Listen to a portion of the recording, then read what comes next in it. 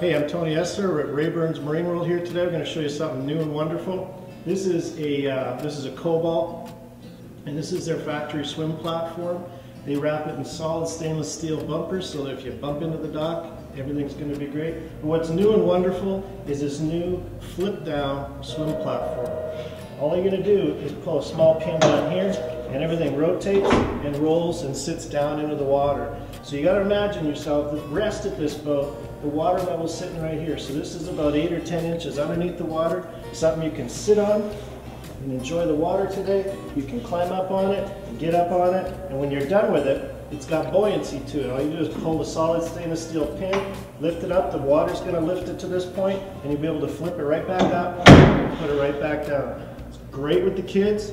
It's great with the ladies. You're going to be able to order it with an optional ladder just as well, with or without. And this is a great idea. Come on down to Rayburn's. We're going to show you all the new Cobalt products this year. Thanks.